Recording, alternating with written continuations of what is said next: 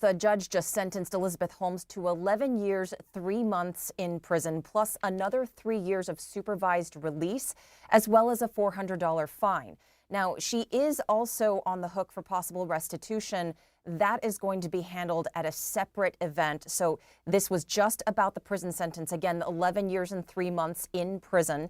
They will set a future date with the parties to determine restitution. She could be on the hook for more than $800 million in that situation. But today, again, just the 11 years, 3 months in prison plus a $400 fine. Now, there were more than 100 people who wrote in to the judge in support of Elizabeth Holmes. And today in court, just before the judge read the sentence, she was allowed to get up and speak. I want to read a couple of quotes to you that were given to us by our colleague Rachel Metz, who was in the courtroom. She said, "I loved Theranos. It was my life's work." She was emotional in saying that the team meant the world to her.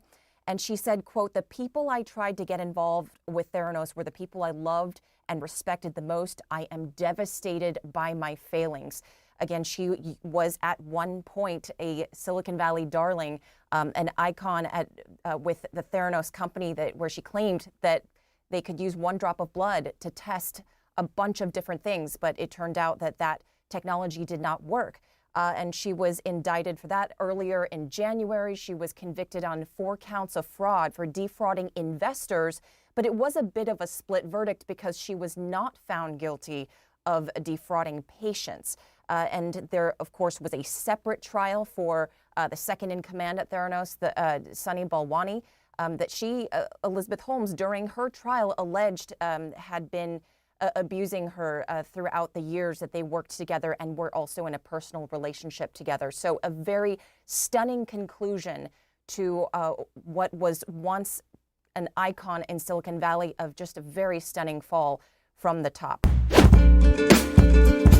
But let's go now to the breaking weather news from western New York as dangerous lake effect snow is paralyzing part of that state.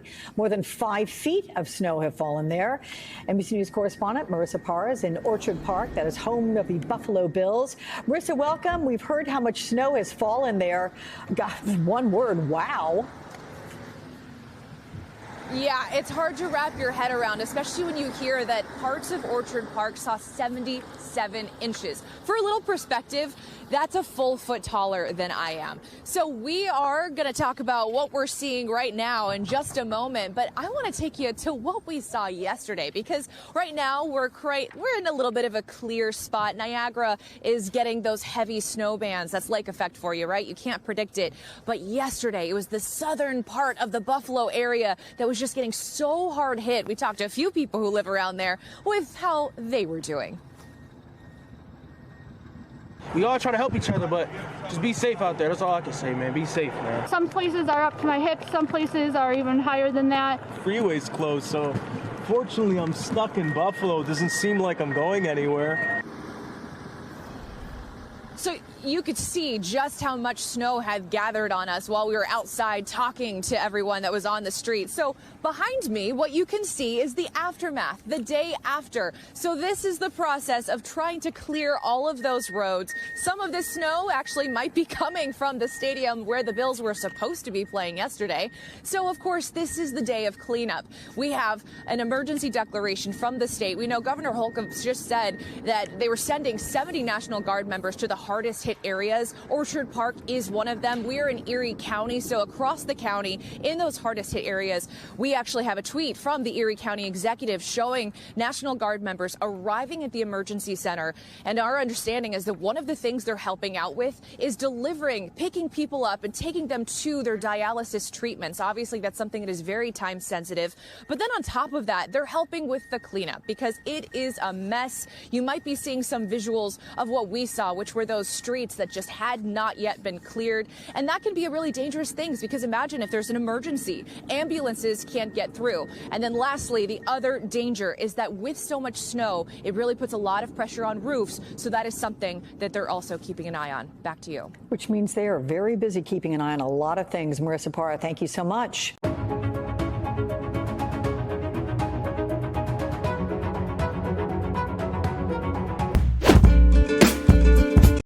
Let's head over to Buffalo if we can, everybody. Following some breaking news there where residents are in the midst of a record-breaking blizzard. And for Buffalo and its famous lake effect snow, you know it's a lot. But try this, more than 6 feet now on the ground there. Want to go right to Marissa Parra, who's standing by for us in Buffalo. Talk us through this incredible amount of snow Buffalo has received really over the last 24 hours and really kind of the uphill battle now residents are facing. Yeah, I mean, even for Buffalo standards, this is a lot. So just to kind of set the scene for you, every single person in the area woke up to a fresh coat of snow about 1 to 2 feet.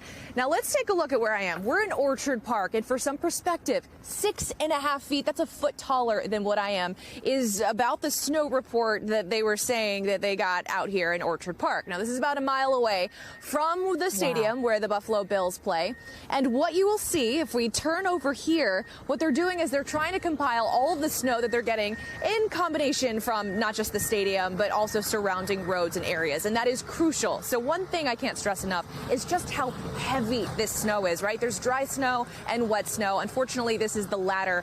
And that does cause a lot of problems for a lot of reasons, because there's a lot of stress that goes into shoveling the snow. We've already had 2 people who died as a result of cardiac arrest as they were trying to do so. And then take a look at this video. This is a roof collapse in Hamburg. That's a little further south from where we are. We are south of Buffalo. Hamburg is even further south than we are, and that was really hard hit.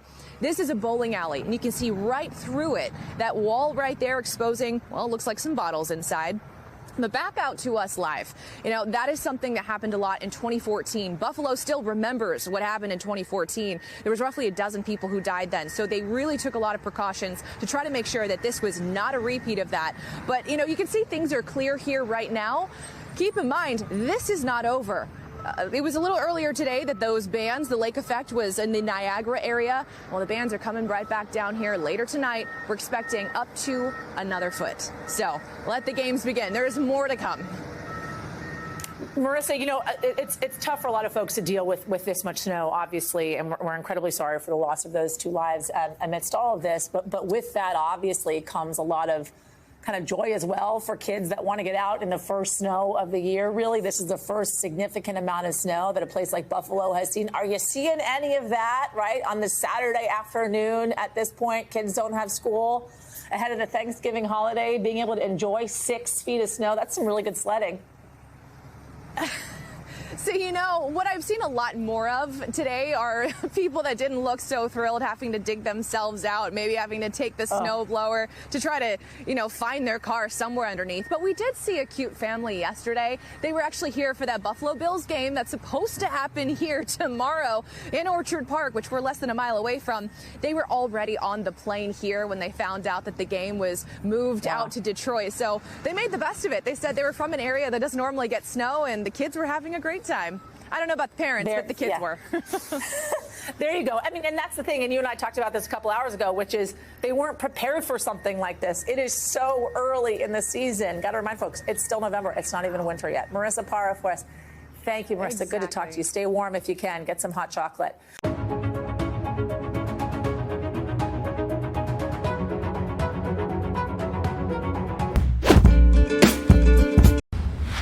All right, we're now less than 24 hours from the opening match of the World Cup in Qatar. And instead of talking about the matches, the president of soccer's governing body is pushing back as controversy continues to swirl around the tournament.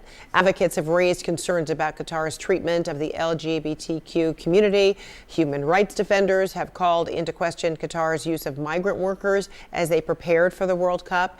And then on Friday, the host country abruptly banned most alcohol sales around the matches. Today, FIFA's president sought to diminish those concerns. I think personally, if for 3 hours a day you cannot drink a beer, you will survive.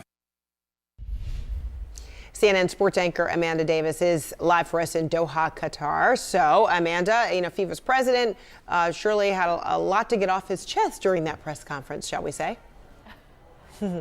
He sure did. Just when we thought we had seen it all in the build-up to this tournament. I mean, people really struggling to digest just what we saw. A near hour-long monologue from the FIFA president just a couple of weeks after he'd warned the countries involved in this tournament to stick to the football, not to get involved in the morality and the politics. So what did he do? Well, he decided to do just that. He hit back and hit back hard at the criticism, what he described as the double standards of the West, the profoundly unjust criticism defending Qatar's human rights record, the treatment of the migrant workers and the LGBTQ plus community, and in fact Qataris as a whole themselves. So let's just have another listen to a little bit more of what he had to say. I think for what we Europeans have been doing in the last 3,000 years around the world, we should be apologizing for the next 3,000 years before starting to give moral lessons. This moral lesson giving, one-sided, it's just hypocrisy. Well, it's certainly a speech that has drawn a whole lot of criticism, exactly what it was trying to quell. The human rights group Fair Square have called it crass and clumsy. The president of the Norwegian Football Association, Lise Klaveness, said to me a few hours ago she thought it was dangerous. And this from the man who has just been announced that he will be standing for the next FIFA presidency unopposed. Federica, it really is quite something. But as you mentioned, this time tomorrow, this World Cup will finally be underway. Qatar playing their first ever match at a World Cup finals.